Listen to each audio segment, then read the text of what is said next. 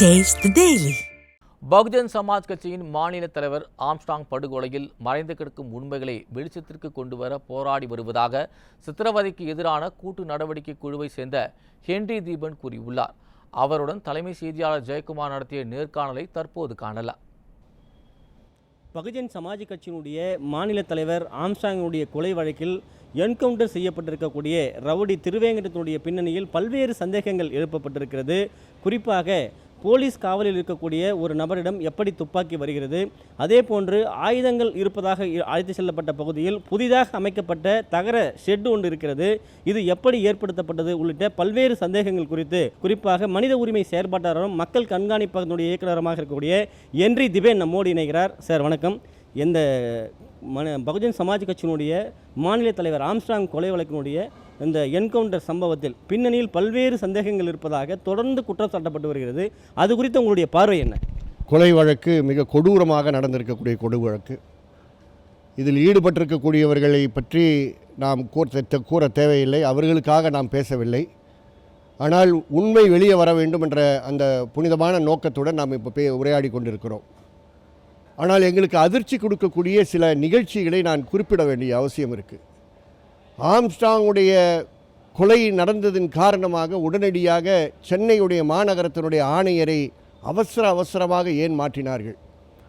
ஒரு கொலை நடந்தால் மாநகரத்தினுடைய கமிஷனரை மாற்றிடுவீங்களா? அதற்கு பதிலாக ஒருவரை நீங்கள் கொண்டு வந்தீர்கள். இந்த திமுக ஆட்சி கொண்டு வந்தது. வேகமாக உங்களுக்கு அருணை இங்கே கொண்டு வருவதற்கு என்ன நோக்கம்? அதற்கு சில நாட்களுக்குள்ளார வேகமாக நீங்கள் செய்த அடுத்த மாற்றம் என்னவென்றால், சென்னையில் பணி செய்து கொண்டிருக்கக்கூடிய 2 அடிஷனல் கமிஷனர்ஸ், உயர்தரமான 2 அடிஷனல் கமிஷனர்ஸை ஏதோ காரணங்களுக்காக நீங்கள் மாற்றியிருக்கிறீர்கள். அந்த மாற்றம் வெளியே தெரியக்கூடாது என்ற காரணத்திற்காக பல ஐஜிஸை நீங்கள் மாற்றிருக்கீங்க. ஆனால் இவர்கள் இருவரையும் நீங்கள் மாற்றியது, கமிஷனரை மாற்றியது, புதிதாக ஒரு கமிஷனரை கொண்டு வந்தது.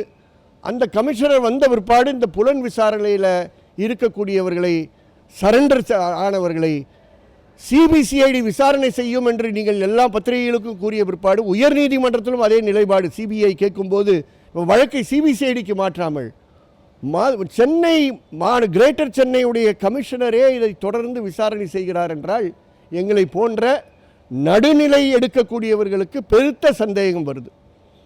ஏதோ நேர்மையாக பேசுகின்ற ஒரு காவல்துறை அதிகாரி இருந்தால் பிரச்சனை இல்லை. பொறுப்பெடுத்த உடனே ரவுடிகளை அவர்கள் பாணியிலே நான் நடத்துவேன் என்று கூறினார். இவர் என்ன ரவுடிக்கு இவர் ரவுடியா? அவர் காவல்துறை அதிகாரியாக இருக்க வேண்டும் என்ற காரணத்திற்காக தான் நியமனம் செய்யப்பட்டிருக்கிறார். அவர் எப்பேற்பட்டவர் என்பது அவருடைய செயல் காட்டியிருக்கிறது. கஸ்டடியில் வருகின்ற 11 நபர்களை அவங்க எப்படி கஸ்டடிக்கு வந்தாங்கன்றதுக்குள்ள நான் போக விரும்பவில்லை. நீ புலன் விசாரணை அடுத்த சிபிசிஐடிக்கு கொடுப்பதை செய்யாமல் நீங்களே கஸ்டடியில் வைத்துக்கொண்டு கஸ்டடியில் இருக்கக்கூடிய ஒரு நபரை, ஒரே ஒரு நபரை, இந்த திருவெங்கடம் என்ற நபரை நீங்கள் விசாரணைக்கு கொண்டு செல்கிறேன், பொருட்களை கைப்பற்றுவதற்கு கொண்டு செல்கிறேன் என்று காலை 5:30 மணிக்கு கூட்டிகிட்டு போய் கஸ்டடியில் எடுக்கிறதுனா அதோடைய பொறுப்பு என்ன? அவருடைய முழு உயிருக்கு பாதுகாப்பு நீதான் என்பது பொறுப்பு. அதுதான் அருண் பொறுப்பு, அதுதான் கமிஷனருடைய பொறுப்பு. அந்த பொறுப்பை ஒழுங்காக கொண்டு செல்வதற்கு வக்கில்லாத ஒரு கமிஷனர், பாதுகாப்பு கொடுக்கக்கூடிய ஒரு நிலையில் இல்லாத ஒரு கமிஷனர், இவரை காலையில் 5:30 மணிக்கு கூட்டிகிட்டு போனாங்கன்னா கூட்டிகிட்டு போகிற இடத்துல தப்பித்து ஓடிவிட்டாராம். அவர் ஒன்றுக்கு இருக்கணும்னு சொல்லி கேட்டுட்டு ஓடி போயிட்டார் என்று இந்த சின்ன புள்ள கதையெல்லாம் ஏன் நீங்கள் வெளியிடுறீங்க? இது வெக்கமா இல்லையா காவல்துறைக்கு? தமிழக காவல்துறை தலைக்குனிய வேண்டிய ஒரு வழக்கு இருக்கு என்றால் ஆம்ஸ்ட்ராங் வழக்கில் திருவங்கடத்தினுடைய என்கவுண்டர் என்று சொல்லுகிறீர்கள். என்கவுண்டர்னா என்ன? என்கவுண்டர்னா 2 சைட்லேயும் ஆயுதங்கள் இருந்திருக்கணும். ஒரு சைடில் ஆயுதங்கள் இருந்துக்கிட்டு, ஒரு சைடில் பாதுகாப்புத்துறை இருந்து, ஒரு சைடில் காவல்துறை இருந்து, இன்னொரு பக்கத்தில் குற்றவாளியாக நீங்கள் கஸ்டடியில் எடுத்தவரிடம் ஆயுதம் எப்படி வந்தது? நான் கேட்குறேன், புதிய சட்டங்கள்லாம் உங்களுக்கு ட்ரைனிங் கொடுத்ததான பீத்திக்கிட்டு இருக்கீங்க. 43 புதிய பிஎன்எஸ்எஸ் படி நீங்கள் அவரை ஏன் நீங்கள் செயின் போட்டு கொண்டு போகல? நீங்கள் ஏன் ஹேண்ட்கஃப் போட்டு கொண்டு போகல? நாங்களாம் ஹேண்ட்கஃப்க்கு எதிரானவர்கள், லீடிங் செயினுக்கு எதிரானவர்கள். உங்கள் சட்டம், நீங்கள் கொண்டு வந்திருக்கக்கூடிய சட்டத்தின் மாற்றம் என்ன சொல்லுதுன்னா, பிஎன்எஸ்எஸ்ல 43 சப்செக்ஷன் 3 கீழ் இது போன்ற கொடூர குற்றவாளிகளை நீங்கள் கொண்டு செல்லும்பொழுது அவர்களுக்கு நீங்கள் பாதுகாப்பாக நீங்கள் ஹேண்ட்கஃப் போடலான்னு. சார் நாங்கள் மேஜிஸ்ட்ரேட்டிட்ட போய் பர்மிஷன் வாங்கணும் சார். நீ வாங்கிக்கோ, நீ தானே கஸ்டடிக்கு மேஜிஸ்ட்ரேட்டை போய் பெர்மிஷன் வாங்கினால, இவன் ரொம்ப கொடூர குற்றவாளி, இவனை நாங்கள் கொண்டு போகிற இடத்துல ஓடி போயிடுவான்ற பயம் இருக்குது. இதெல்லாம் யோசிக்கக்கூடிய ஒரு கமிஷனர் அருண் கிடையாதா? எவ்வளோ விஷயங்களில் பேசுகின்ற அருணுக்கு இதெல்லாம் இந்த சட்ட நுணுக்கங்கள்லாம் தெரியாமல் தான் கமிஷனராக அப்பாயின்ட் பண்ணாங்களா? இந்த கமிஷனரை முதல்ல மாற்றினதை நான் கண்டெம் பண்ணுறேன். அதுக்கு பதிலாக அருணை கொண்டு வந்தது நாடகத்தினுடைய முதல் சீன். அதுக்கப்புறம் அங்கே இருந்த கமிஷனரை மாற்றுறது மட்டும் இல்லாமல் அவருக்கு உதவியாக இருக்கக்கூடிய அடிஷனல் கமிஷனரை மாற்றியதும் இந்த நாடகத்தினுடைய இரண்டாவது சீன். இந்த நாடகத்தினுடைய மூன்றாவது கேவலமான சீன், சென்னை கிரேட்டர் சென்னையுடைய கமிஷனர் கட்டுப்பாட்டில் இருக்கக்கூடிய ஒரு கஸ்டடியில் இருக்கக்கூடிய ஒரு நபரை நீங்கள் கஸ்டடியில் கொண்டு போய் அவர் ஓடிவிட்டார் என்ற ஒரு கதை சொல்லி, அவர் போன இடத்துல, நாங்கள் தேட போன இடத்துல அவர்கிட்ட ஆயுதம் கிடச்சிதான். ஆயுதம் எங்கிருந்து கிடச்சிருக்கு? நீங்கள் கூட்டிகிட்டு போகிற இடத்துல அங்கே ஆயுதம் இருக்கான்னு பார்க்காம அவனை கொண்டு போய் விட்டுருவீங்களா? நீங்கள் தயவு செய்து பொதுமக்களை ஏமாற்றுகின்ற நாடகத்தை போடாதீர்கள். இந்த நாடகத்தை பற்றி மக்கள் பேசுவார்கள் என்ற காரணத்திற்காக நம்மெல்லாம் சிசிடிவி கேமராவில் இருக்கக்கூடிய ஃபுட்டேஜை கொடுங்கன்னு சொன்னால், புலன் விசாரணையில் இருக்கக்கூடிய சிசிடிவி கேமரா ஃபுட்டேஜை நாங்கள் கொடுக்கவே மாட்டோம்னு சொல்லுகின்ற காவல்துறை இந்த வழக்கில் இருக்கக்கூடிய சம்பவத்தினுடைய சிசிடிவி ஃபுட்டேஜை வெளிப்படுத்தி இருக்கிறார்கள். கேவலமா இல்லையா? தலைக்குனிய வேண்டிய விஷயம் இல்லையா? வெட்கம் இல்லையா? நான் எல்லா காவல்துறை அதிகாரியும் கேட்குறேன்னு நினைக்காதீங்க.